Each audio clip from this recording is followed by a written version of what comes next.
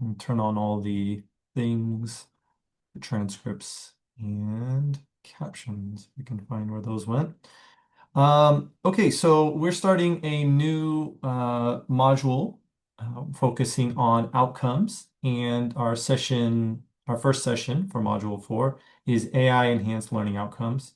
Our session goal today, master the art of writing effective course learning outcomes, also known as CLOs, and sub-CLOs with AI assistance, ensuring proper alignment with Bloom's taxonomy and institutional standards. Develop skills in using AI to create measurable, achievable, and inclusive learning objectives that enhance curriculum clarity and student success. You guys can see the success outcomes here on the screen. And what we need for today is access to your favorite AI chatbot. If you have a course syllabus with existing learning outcomes, that will be helpful for you to uh, experiment on your own. I will be giving you a reference to Bloom's taxonomy. And if you have your institutional learning outcomes, or if they're called something different at our college, the college-wide learning outcomes, those would also be helpful for giving more context to the chat. And we'll be reflecting on our experience in the weekly reflection journal. So to start, we kind of went over this for our listen. We want to master the art of writing effective CLOs. Before we do that, though, let's talk about some stuff that's going on this week in AI. If you have any new information or new news related to AI that you would like to share with everybody, I encourage you all to drop links or stories. Maybe something happened while you were teaching, drop them into the chat. Or if you are so bold to hop off mute to tell us about it. While y'all are thinking about that, I always like to talk about the AI for Education blog. I usually go with the weekly update, but for today, I found this. This is a resource for students related to AI that I thought was pretty handy. Um, you know, we're focused a lot. Well, I'm focused a lot in helping faculty understand AI, but that's to hopefully help you all work with AI with your students.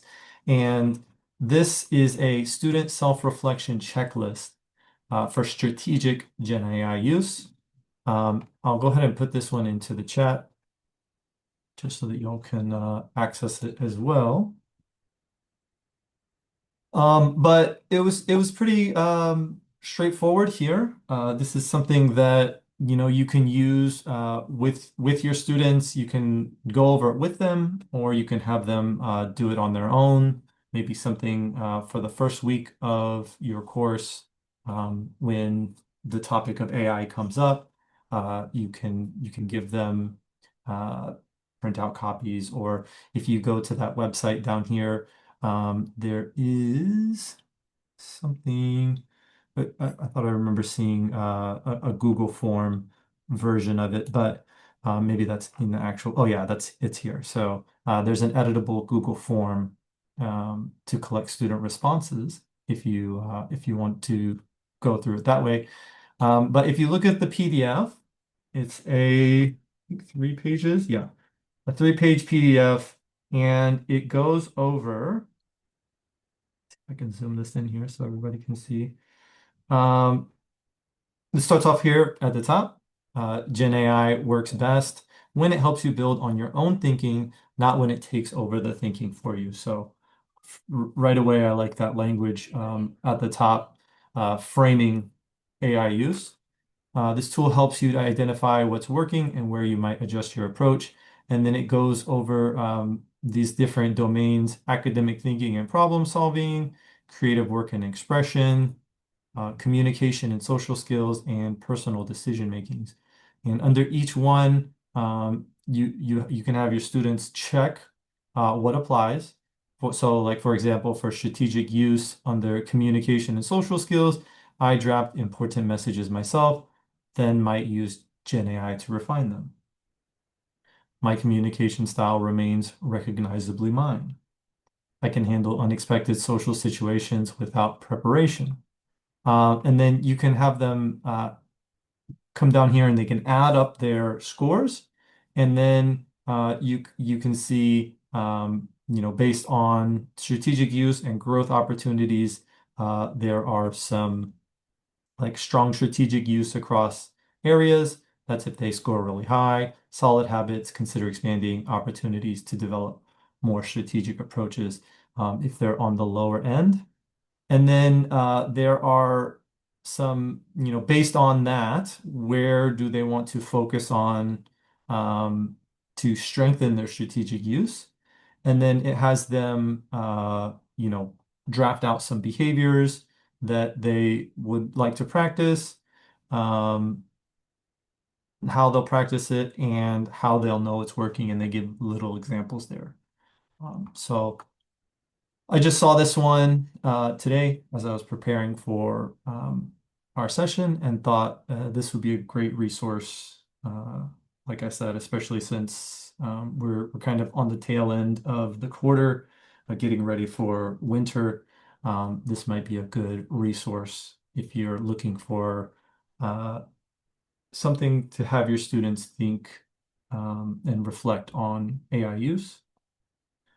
I have in the chat, Kristen dropped in an article from artificialityinstitute.org. Um, I don't know this one. Can you speak about this one, Kristen? Small text. Oh, is it living in a loud house? Yeah, that's fine. Um, let's see if we can glean some insights from here. Cognitive sovereignty is conscious, skillful, reversible navigation through the 8 roles, including the possibility of assigning AI a role that fundamentally changes who you are. Sounds scary, but I'm sure there's an explanation that makes sense. Oh, here we go. We got the doer keeps AI external, framer puts AI deep into your reasoning. Ooh. An intriguing read to say the least. Um, I'll have to check that one out. And then maybe if we have time, we can talk about that in our next session. There's some AI updates if everybody wants to go in and see some other things that are going on in the AI education space. But that is about enough time that we have for that. Let's go ahead and jump into our main focus here is the learning outcomes. Okay, so I am going to zoom this in so that we can just kind of focus on a couple things at a time. Let me see if I can make this.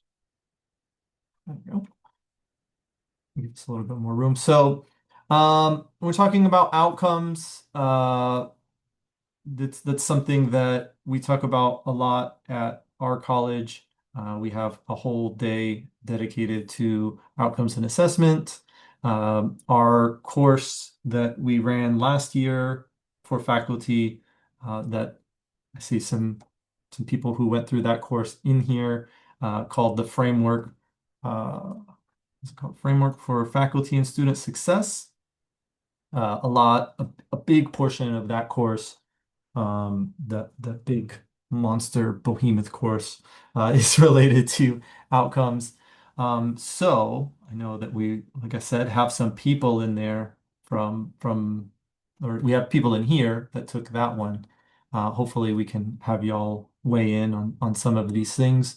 But to start, to frame, let's look at some components of effective learning outcomes.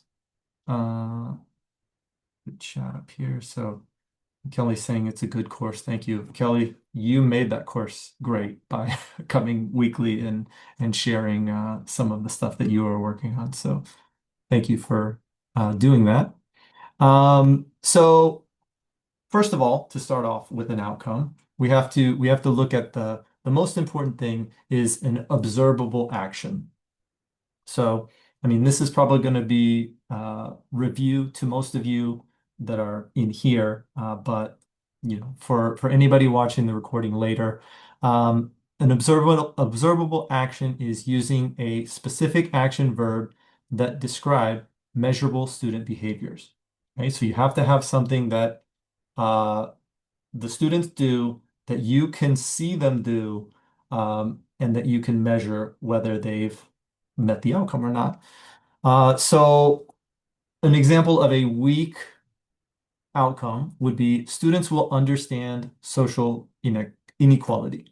And when you look at that, you're like, okay, I want my students to understand social inequality. Like that's something that I want them to do, but it's not observable. How can I know if they understand it? And so it needs to drill down one level deeper, and show how I can observe whether they understand it or not. So an example of an improved observable action outcome would be students will analyze. You can see here the verb changing from understand to analyze, which is one of the levels of Bloom's taxonomy, which we'll talk about in a moment. Patterns of social inequality in contemporary case studies. Okay, so a lot more specific. We're going to look at some case studies. Where does social inequality show up? And then how does it show up? That's right. And in the chat, Kelly's saying it needs to be measurable. Exactly. Content specification, so clearly defining what knowledge, skills, or attitudes students will demonstrate. Maybe you all have seen the KSAs. A vague content specification might look something like students will demonstrate digital literacy. Okay. Once again, that's something that I want them to do in my course. I want them to be digitally literate. And we've even got a verb here to demonstrate, right? That's, something that is observable. But what does demonstrating digital literacy look like, right? It's not specific to any sort of content. And so an improved example might be students will apply 3 productivity tools to complete workplace communication tasks. So more specific, okay, digital literacy. And when I think of digital literacy, okay, I want to be more productive. So they're going to apply or use 3 productivity tools. And what are they going to do with it? They're going to complete workplace communication tasks. And Kelly's, I feel like, helping me out here in the chat saying it should be defined. Exactly. A condition statement describing the context or circumstance under which learning will be demonstrated. So this one, yeah, this is classic, giving them when the student is in this situation. Uh, Without the condition might be students will identify credible resources. So, okay, we're getting better here with our outcomes. We've got better verbs. But this one too, credible sources is not specific to content. And then when would they see that? What's the condition when they would need to identify the credible sources? With a condition might be given a set of mixed quality online articles, students will identify credible sources using an evaluation checklist. So here they've been given the condition of they have a bunch of different online articles. Some are good, some are bad, and we have to identify which ones are credible. And then also we're gonna give them a checklist to evaluate those. And then lastly here, criteria for success, establishing standards for acceptable performance levels. An implicit criteria might be students will create a video presentation. Okay, create, that's one of the levels. A video presentation, okay, it's conditional because it's talking about video. This is going to be a video presentation. But what does success look like? Students will create a video presentation that is 2 minutes long, uses three evidence-based points, and meets rubric standards for clarity and accuracy. So it's the idea here in improving outcomes is taking these vague ideas that you hope that they can learn. They're outcomes that you want them to have when they finish your course. And then it's just making it a little bit more specific um, and measurable and smart, right? Actionable, relevant, and timely. We have in the chat, AI had a hard time with this one. Develop culturally informed soft skills to successfully enter the workforce and maintain employment in industry. Is this one of our CWLOs, Jeff? It is. And Yeah. and we as instructors are charged with making sure our students can meet that standard sense of belongingness Mhm. and some definition of soft skills, or they don't graduate. Yeah.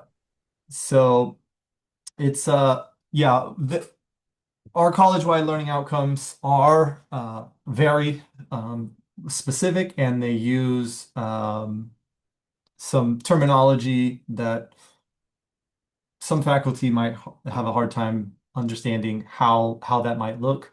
We've been trying to work as a college to um, put together the toolkits. We're dedicating in-service days to make sure that all of our faculty have a better understanding of how this might look. Um, but remember, those are the big level. We're focusing now. We're going from college-wide down to program down to course. So, So Ronald, I still have to create an assessment to assess this. So, at some point in a course, I'm going to have a course outcome that's going to facilitate that. right, So, that's gonna align with that one. so in the end, I've got to have a way to assess this. We said, Right. criteria for success. And now Yeah. you're talking about a sensible feelings. We're going to measure feelings and not your feelings. We're going to measure someone else's feelings. Hmm. How are we going to assess that? It's just an example. Right. And there are examples of that, and if anybody wants to jump in, I know Kristen's got some loud kids, but I know Derek is also on some of those CWLO committees. Um, I think that that high level, it's going to be, tough to, reach that. But that's why if we work on it from the course level, then, maybe instead of trying to do all those things, if there is, something that we can put together, um, whether it's a survey that you give to your students that ask them to reflect on their sense of belonging and if they feel like they belong in the class. I was talking with a student in the lab yesterday. He was coming in and he was getting pretty frustrated because something happened with his password, and he was really worried about this issue where he couldn't access his Canvas and it's finals week. And he felt he expressed to me that he wanted to change what he was studying because he felt like he wasn't belonging there. And so if there is a way to measure that, I mean, it's all case by case, and it's what might work in one course might not work in another course, but hopefully through some of this stuff that we're doing in this course here today, we can, you know, if I don't know how to measure that, maybe I can consult with AI to see if it can give me some ideas that I can use in my class. So, and segue into AI enhancement opportunities. So what AI can help us do, it can help us generate precise action verbs that are aligned with Bloom's taxonomy and the levels in the taxonomy. It can suggest measurable criteria and assessment methods. So how can I assess this? Let's consult with AI. And then refining vague language for clarity and specificity, making sure everything is clear and ensuring outcomes reflect diverse learning styles and approaches. So, maybe what you think is good for everybody, we bring our own bias into what we do, and so having this kind of outside consultation with AI can help to broaden our outcomes. So here, if I scroll down, I'm looking at the Bloom's taxonomy. I'm sure everyone has seen this in one form or the other. Our college-wide learning outcomes follow this pretty explicitly. They're broken up. We have for college-wide learning outcome domains, communication, technology literacy, professional responsibility, and critical thinking. And they are all broken up into the three. We kind of take the two levels here. So one is going to be an understand and remember. One is going to be an analyze and apply. And then we've got one that's up here at the top for create and evaluate. And so I'm not going to talk too much about this. Basically, there are it's similar to scaffolding. You want to start at that base level. Students need to be able to remember certain terms. Then they need to be able to explain it in their own way. Then they're going to be able to take that knowledge and apply it to, you know, execute some task, or we have demonstrate, show that they know. Analyzing is kind of like comparing things, contrasting, evaluating, seeing something, and then, with all that prior knowledge, judging whether it's, um, for lack of a better word, good or not. And then the top level would be create, which would be, making something with all of that knowledge that has been compounded. So those are the different cognitive levels. Action verb selections. Oh, Kristen's got something in the chat. If I could unmute, I would. I'll read this real quick before I continue. It says, uh, process of I would think of CWLO would be assessed. You don't need a new assignment to assess this outcome. Anytime students work together on a lab, explain a troubleshooting process, or support an end user, they're already demonstrating a soft skill that we're looking for. You can simply add a small rubric item to what you already grade. Things like clarity and professionalism in communication, teamwork during group labs, and preparedness documentation. These are the same skills employers expect in networking system jobs, so you're just formalizing what you already observed. So talking about action verbs, uh, these are all the verbs. If you look at the main categories here, the cognitive levels, you've got, basically what it is, and then a list of verbs underneath. The resource on the Explore page has a bunch more of verbs that you can use, but making sure that you're using the right verb at the right level. So a quick example here, if you had a action verb that said something like students will evaluate the basic parts of a cell, that's not the right level. You don't want to really evaluate a cell. You want to identify. Identify would be a better verb for this, and then that would be here in the understand level, as opposed to something up here at the top where you're more in the evaluate level. Progressive scaffolding, building outcomes that advance through the taxonomic levels. This is something we talked about at Outcomes and Assessment Day, when we were looking at the people that I was with. I drew blooms on the board and said, hey, when you're in an introductory class, maybe you're going to be more around this level. This is going to be your focus. You may have these other levels throughout, like maybe towards the end, you're going to have something that they create so that it's not all remember and understand. But when you're introducing something, that's kind of where a lot of the focus is. When you're reinforcing something, you have a course that is just reinforcing knowledge that they've already learned in a previous course, then a lot of what's going to be happening in that course is analyzing and applying.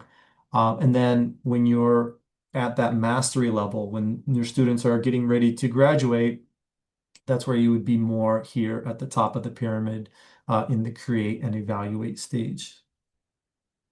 And assessment alignment, ensuring evaluation methods match the cognitive demands. So make it, you have your course learning outcome. How one level down from the outcome is the assessment. How do you assess that outcome? Is the assessment going to match with or is the evaluation method, the assessment going to match with the cognitive demand? Some common alignment pitfalls, like I said, we've kind of covered all this stuff in that other course already, but for those who weren't in it, using high-level verbs, analyze and evaluate for low-level content, or yeah, for low-level content, making sure you scaffold it correctly. You don't want to hop up to create when they don't understand like what they're supposed to be creating. Mixing multiple cognitive levels within a single outcome. If you're saying something like uh, students will classify and judge, or students will implement and design. They don't really match well together. And then having unclear connections between the CLOs and the sub-CLOs, alignment is important, making sure that each one stacks on top of each other.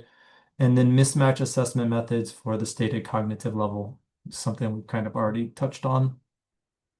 How AI can help with this. We're in applied AI, so AI can also help in informing inclusivity when you're working with your outcomes, identifying potentially exclusive language or assumptions. So kind of checking the bias in the outcome, suggesting alternate phrasing for broader accessibility. Some of these things may not come naturally to us, and so we can use AI to help make it more broadly accessible. Generating examples that reflect diverse perspectives. I really like this one. I'm a big fan of examples. And if you can use diverse examples, then you might have a student that identifies with that and they'll say, okay, I get this now because I can kind of see myself in this example. And then assuring outcomes accommodate different learning needs and styles. And, this kind of hints on universal design for learning, giving students different opportunities to meet the outcome. You have the outcome, you need them to do something, and then there's lots of different roads that they can take to get to that outcome. Sometimes it's not, sometimes you don't have that option, but if there is a chance to give different options to show that they've met that outcome, that's always better for non-traditional students or students that might struggle in one way. So our key takeaways here from the list, and I know I went through it pretty quick, but I want to get to our explore faster than I usually do, so I don't run out of time. Our key takeaways here is specificity enhances learning, clear measurable outcomes help students understand expectations and guide their learning efforts. Taxonomy alignment improves assessment. It's really nice to have this taxonomy because it gives you those verbs and helps you to know what level you are. Proper Bloom's level matching ensures assessments actually measure intended learning. Inclusive language supports all students. It's a little smaller. Accessible outcomes promote equity and help diverse learners succeed. It's kind of what I was talking about up here. And then AI accelerates quality development. AI assistants can improve outcome clarity and alignment while maintaining educator expertise and accelerates it. Do it a lot faster than try to think about all these different things. There's a lot of things to consider. And so, um, in the chat, yep, this is a good one. I was thinking about including. This is Bloom's taxonomy revisited for AI and how Gen AI can supplement the learning. This one, let's see if I can zoom it in here. I'm just going to go over one of these levels. Um, we'll start here at the bottom. I'm going to scaffold it up. So, we have our remember level, which is recalling information on situations where technology is not readily accessible. This is a distinctly human skill. And then on this side, sorry, is how Gen AI can supplement the learning. It can retrieve factual information. It can list possible answers. It can define terms, construct a basic chronology or timeline. Uh, Students can use AI in these ways to help to remember information. They're still going to need to recall it, right? That's the skill that they need to have at this level. But in order to help them remember, uh, you can use Gen AI. I'll talk about one more. So understand contextualize answers within emotional, moral, and ethical considerations, selecting relevant information and explain significance. So if you can do those things, the human skills there, that's going to show understanding how you can use AI, accurately describe a concept in different words, right? What's this? Explain this to me as somebody who's a Seattle Seahawks fan, and then it's gonna or like give me an analogy that you give me a Star Wars analogy, right? You can have AI take that information and put it into reframe it into something that's more interesting for the students. Recognize a related example same similar thing, and then translate to another language. I work a lot with ESL students. Actually, today I was, working I do a tech literacy class in the morning, and we're talking about well, we were working on AI and how there were some reflection questions, and some of the words in the reflection questions were difficult for them, and so I saw them using chat to copy the reflection questions, translate this to Japanese, and then once they understand what the reflection question is asking, then it's much easier for them to answer it. So yeah, this is pretty great. Uh, let's see here. Hey, Kelly's saying, I'm lucky because a lot of the material I teach has the moral, ethical, and legal aspects built in. Yeah, that's good. And it's all about recognizing that. And you know, to what Kristen was saying earlier, you already do most of this stuff. Most of you probably already do most of this stuff. But it's calling it out and finding a way to assess it that is going to be helpful for you to show that the students are meeting the outcome. Just quickly, There's a bunch of Rob, links. Oh, the yeah, go ahead. second article that I put in under the Bloom's flipped Oh, taxonomy, didn't see that one. just quickly, it's really interesting because it's talking about um, the idea of a flipped classroom, but with AI as a component to it. So it's a proposing kind of a new model of a flipped classroom. It was just interesting. I was Googling really quickly trying to find the the flipped blooms because I didn't have it bookmarked, and this ended up coming up, and I got distracted reading a little bit of it. But it's just interesting if people potentially already utilize a flipped classroom framework. It talks about how to use AI to enhance that, and um it's really interesting. So I just thought people might be if they're already interested in flipped classroom, it might be another layer that they want to look at. Yeah. And Kristen knows this is something that I'm very interested in. I mean, you can see just right here, Gen AI tools can facilitate personalized content delivery, enabling students to grasp fundamental concepts at their own pace, right?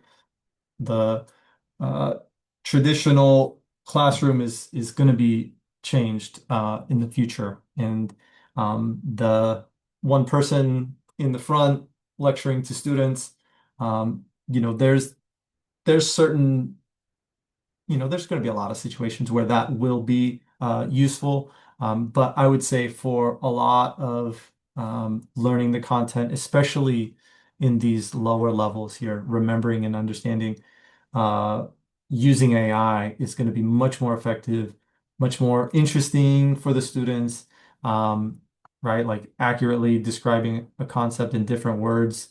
Uh, that's something that just can't be done in a traditional classroom, because you've just got one person giving their thoughts on the topic. And so I think that's the future, and we'll leave it at that. Let's head on over to the explore part now.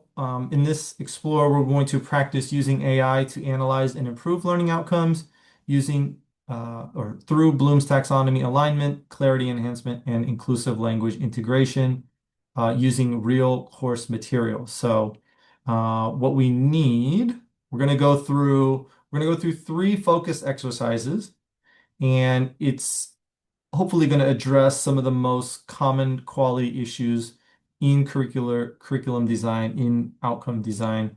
What we need is an AI chatbot. I'm going to use the free version of ChatGPT. Existing learning outcomes, I've got a course that I can use, but if anybody wants to share some outcomes, drop them in the chat, and we can play around with those. The Bloom's taxonomy reference, this one here, if you click, put it into the chat, but this is what I was saying. This is from, where's this from? Uh, Interprofessional Continuing Education Partnership, University of Wisconsin has put together this one. It's not the cool triangle, but it's got the levels here and then all the verbs down here. So if you're looking for verbs, this will be helpful to know what level to put them in.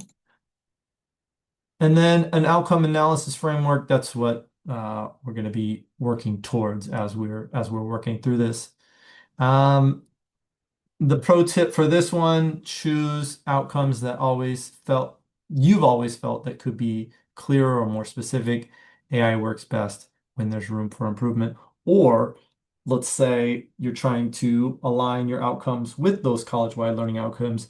If you feel like the alignment is not fully there yet, then use one of those.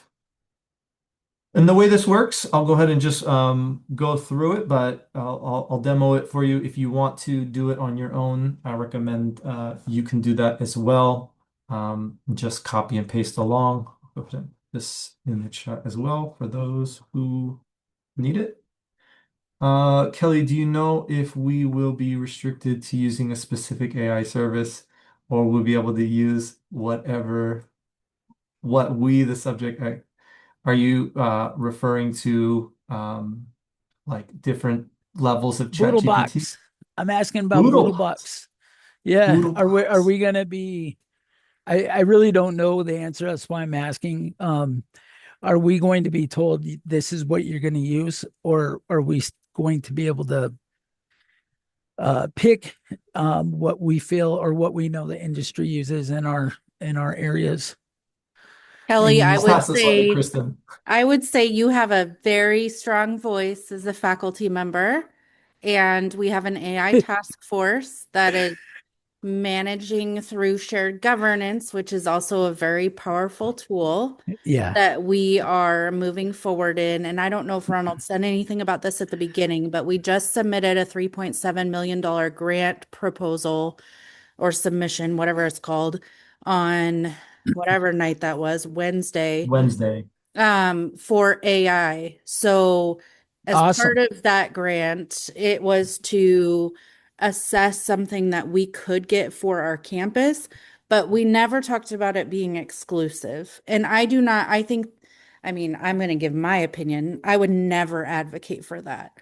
I think we need to be nimble and we need to keep in mind security and data privacy, ethics, and responsible use at the same time as understanding that we're a technical college with programs that need to know these systems and these tools. So I do Agreed. not think we'll ever I cannot foresee if I'm still at the institution and if Tom's still here, I don't think we'll ever get to a point where we're just like, you must use only Copilot. I mean, if that happens, I think a lot of us will be looking Yeah. for other jobs What is the because state there's no saying at way. this point? Is the state is SBCTC, are they saying anything at this point?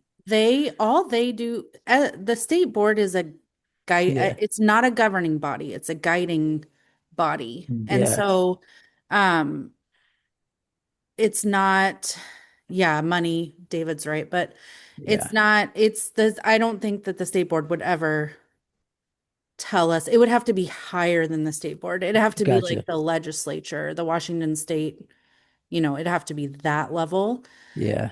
But I also think that's why strategically Ronald is the co-chair of the AI task force at the state level, because we're really trying to be It's great.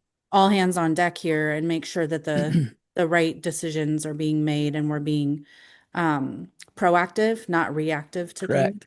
So Yeah, yeah. we would get steamrolled if we didn't Yep. have the ability to choose what we need, or what Hmm. we, I work in I teach, that's my primary job, teaching, but I also do work in a data center, and we use tools and they're coming out so rapidly that I would love to be able to show my students. But there's questions coming up about FERPA and, privacy and making sure that nothing gets out, So yeah. And then I That's saw the that's email where about we Blue get Box.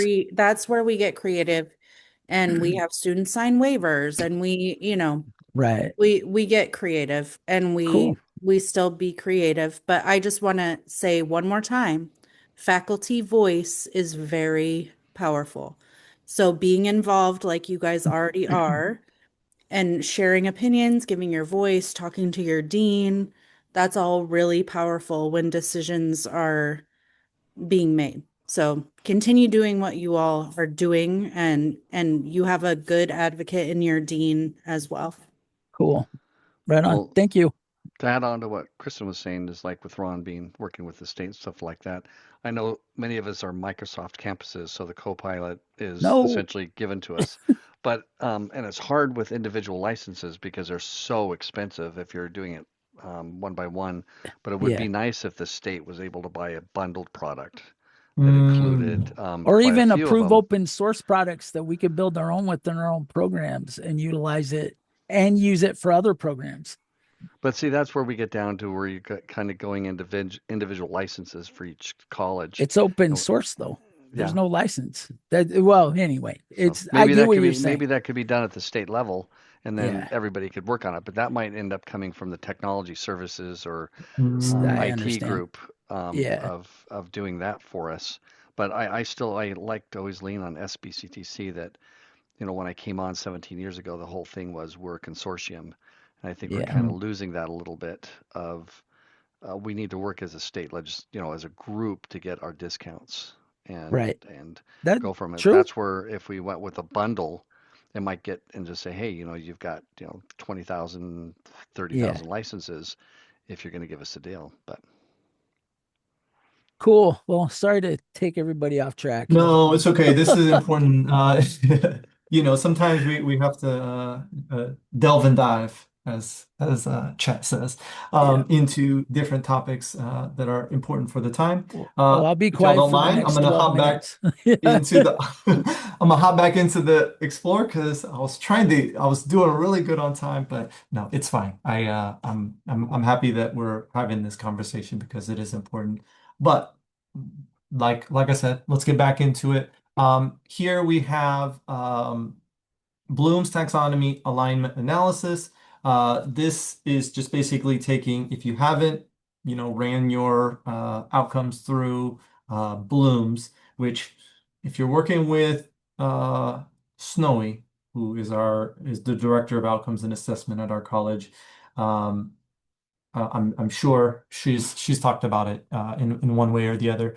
But what you can do is I can take this prompt here. This is kind of a simple prompt, and we're talking about some more advanced prompt engineering. But just as simply, if I were to take this prompt to analyze this learning outcome for Bloom's taxonomy alignment, just so that I can get a little bit more information about it, I'm just going to copy one of the outcomes from that framework course, and then I'll just plop it in there. So one of the outcomes of the framework course was to reflect on current teaching practices to cultivate a sense of belonging in the classroom. So this is also what we talked about earlier in this session. I've got an analysis here saying that the Bloom's taxonomy level is evaluate or analyze to evaluate. The primary verb here is reflect. Let's go ahead and see if we can find, where's this one here? Search here, reflect. It's not part of it, of course. Select is. Well, if it's not on that list, this is what chat's saying it is. And then maybe that's why it's, sometimes depending on the situation. Evaluating is making judgments about processes, practices, and ideas. So if you're reflecting on your, what was it? Current teaching practices, it's a process. Analyzing, I can see kind of where there's a little bit of overlap here. Examining components. So I'm looking at what I'm doing in my course, and I'm examining it, looking at the relationship to other things. But here it's saying that evaluate fits best because the learner must critically examine their own teaching practices. Reflection implies judging. Judging was there, right? Did we see judging? We don't judge. Okay, judge here in the evaluate column. Cognitive demand embedded in the outcome. So identify and examine current practices, evaluate effectiveness. Let's see here. Connect practices to intended outcome of belonging. And then down here, our summary, evaluate the rationale. It gives us a rationale. So basically, lots of extra information, but if I want to find where it aligns, it will say here, evaluate. And let's say if you'd like, I can also revise the outcome for tighter Bloom's alignment or suggest measurable indicators. Just want to see what this comes up with. We've talked about it before, but it seems like chat now is trying to guess what you want next. And so it always has a last line of the next step. Here's measurable indicators, identification of practices. The learner lists 3 current teaching practices that influences student belonging. Learner provides specific examples from recent levels or interactions. And then it's give a bunch of a big list here of measurable indicators and then examples in a table. So let's look and see. Oh, where did we go here? What cognitive level is it targeting? So most likely evaluate for that outcome with a little bit of overlap and analyze whether the action verb matches the intended cognitive demand. This course is pretty high level. We're working with faculty. This is basically quality matters, and so y'all are professionals, y'all are very advanced at teaching. And so it's going to be more on the higher end, a lot of what was happening in that course. If multiple cognitive levels are mixed inappropriately, nah. Suggested improvements for clearer taxonomic alignment. So that was that last, what was that suggestion at the end? It was asking if I wanted to make it tighter Bloom's alignment. Let's see what it, let's see. I want to see what it gives me if I did this. Several revised versions. Ooh, it's giving me some options. I like that one. So the strongest alignment here, evaluate current teaching practices using defined criteria to determine their effectiveness in cultivating a sense of belonging in the classroom. Actually, I like that one a lot better. If I were to go change it, I mean, the course is done now, but I think this, it's very clear what level it is, and then using the defined criteria to determine the effectiveness. Yeah, I like that. There's another prompt here to interact with. It's saying for the assessment method. So I kind of asked for indicators, but more specific for assessment. If I were to copy this one in, we'll see what this gives us. So a clear breakdown of assessment methods do align to the cognitive level. Appropriate assessment methods for the evaluate level. Reflective analytical essay or narrative. Learners critically examine current teaching practices, must present evidence, reasoning, and judgments, can be guided by a rubric. So that course, we had a lot of, all of the indicators had rubrics attached to them, and then also they were all UDL. So there were multiple ways to show, it wasn't just essay or narrative. A lot of it was, if it wasn't like, if it wasn't the way you liked it, or let's say you noticed some improvements while you were working through it, then that the changes made were the outcomes. Teaching practice audit, evidence-based reflection portfolio.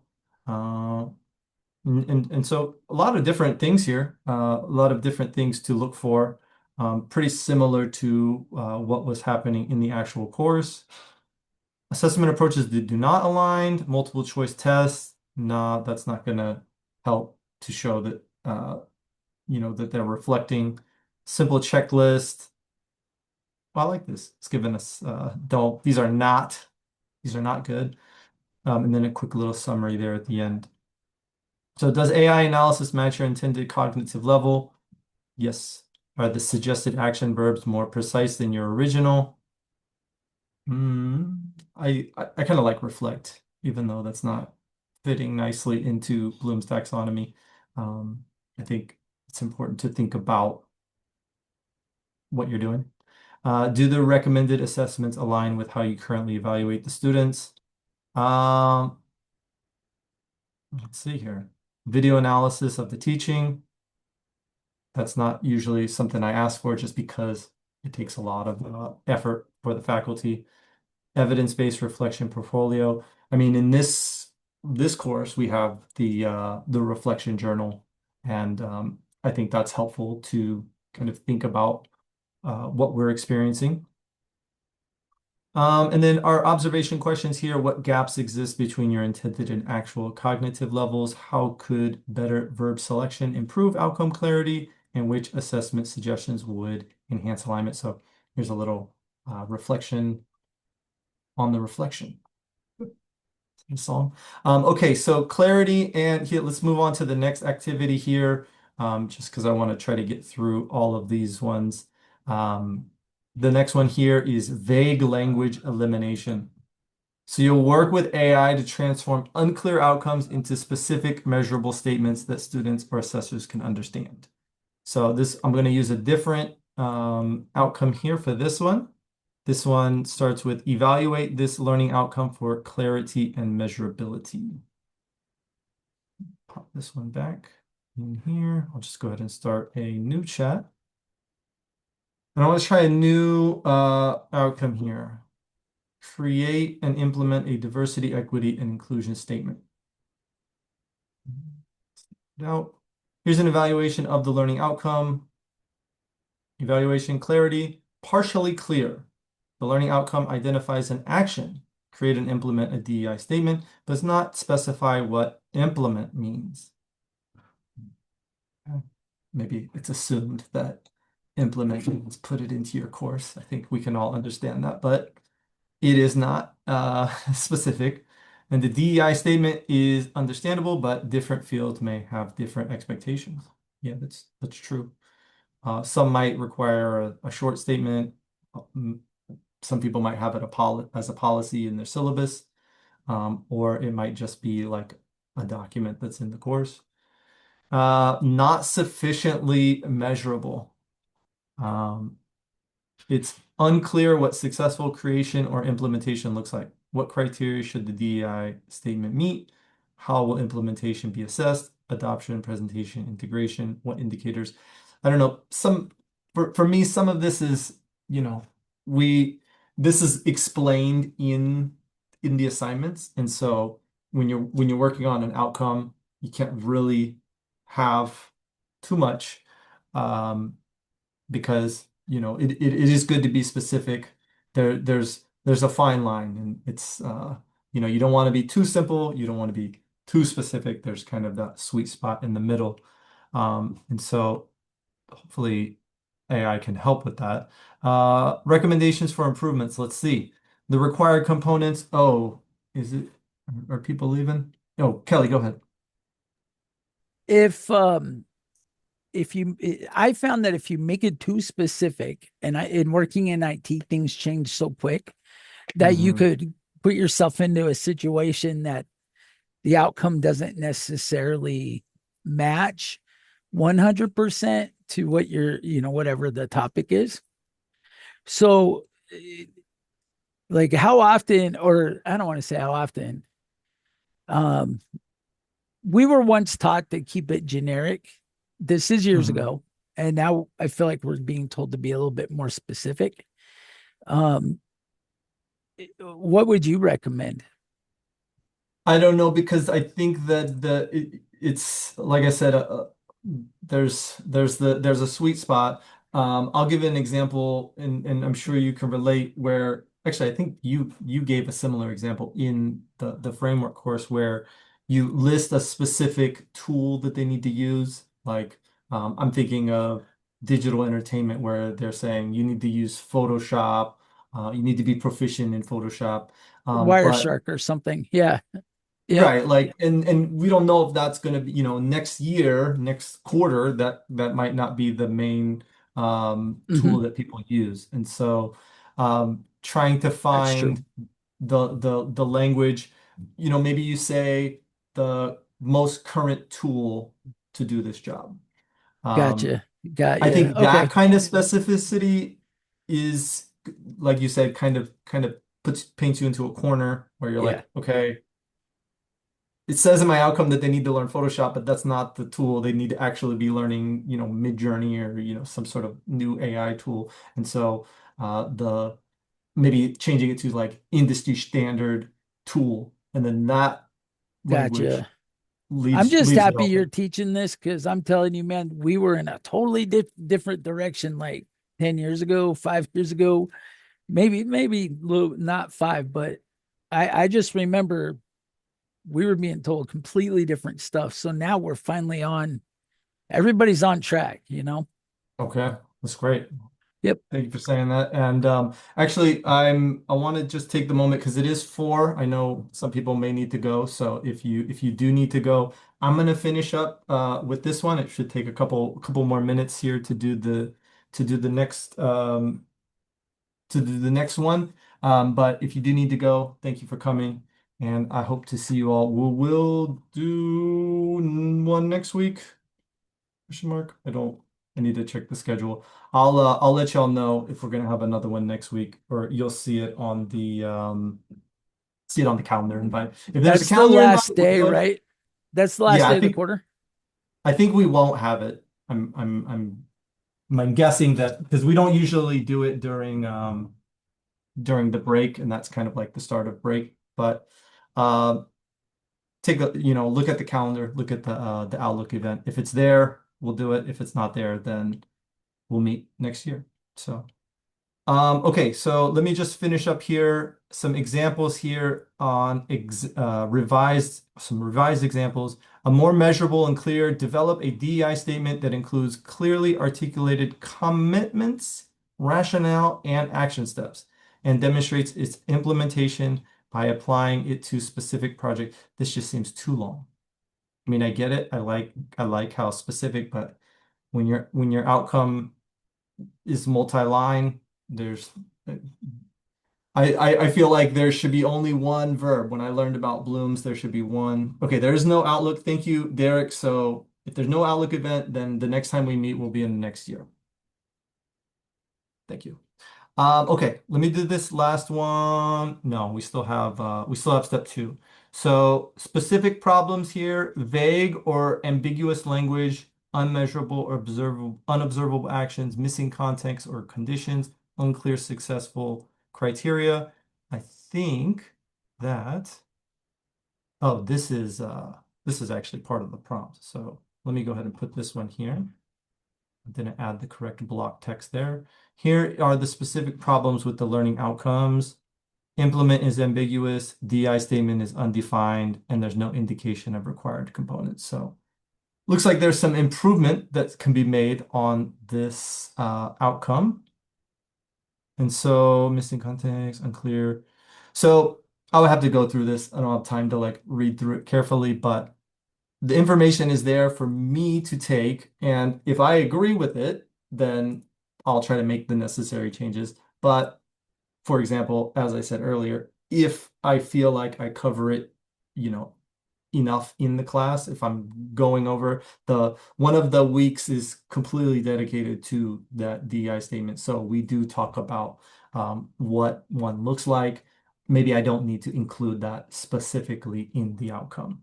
Maybe that's something that can be in the rubric when we have the rubric for that assignment. And then let's see here. Here's another nice prompt if I want to take a student perspective test. Here's one. Oh no. Derek, why would you do that? So there is one scheduled for next week. Ooh, I don't know if it's going to be well attended, but I'll be here. If it's on the schedule, if it's on the calendar, I'll do it. Okay, I'm going to do this for a student-centered language. This is what a student might say that when they're taking it, that is measurable, clear, and student-centered. I'll create a DEI statement that includes my key commitments, the reasons behind them, and at least 2 specific actions I will take. I will then show how I would apply this statement in a real or simulated project, policy, or decision, and explain the changes I would make based on it. Okay. So this is from the student perspective, which in this case would be faculty. And then there's a simplified version. I like that. And then also recommending to make a rubric and then different versions for different course levels. Well, that's pretty good. And also, I advocate for including a lot of information. I don't really have a lot of context about the course. I'm just popping in random outcomes, and so it's not giving me the best responses because I haven't provided it with more context. And so if you do have your syllabi, putting your syllabi in there, making sure to take out any information that you don't want the AI to have, and then using that as a base and saying, hey, can you look at my outcomes? Which ones can you evaluate them for clarity and measurability? So that would be a better one. I'm going to actually leave this one because I don't want to go too much extra, but this one is the inclusive language integration. The prompts are here, and this one is actually this whole prompt. And so you can you can just copy that one in with whatever prompt or whatever outcome you have. And then there's a follow-up prompt down there. Here is comparison. So if you want to look at what your prompt or what your outcome looked like before, and then what the suggestion from AI was afterwards. And then here are here's a nice template that you can use if you want to help to try to create some outcomes. I know outcomes can't easily be changed in courses, but if you were to like redesign a course, this would be a nice prompt that you can fill in with specific information. The apply here is pretty good. So I think in the apply stage, you'll have this is where you can do kind of all that stuff that we just did, but all together. So there's a nice big prompt here with some follow-ups there. And then if you want to look at your outcomes or have AI look at your outcomes with a more broader lens, then that's something that you can do. And we will meet next week. So if you can make it, that would be great. If you can't make it, we are recording these, so you should be able to catch up later. Thank you all. I appreciate your time and the conversations. Have a great weekend. Hey, and I'll Ronald, see you can on I the ask you a quick question while everybody's leaving? Sure, let me stop the recording and then Yeah. I can stick around for a little bit.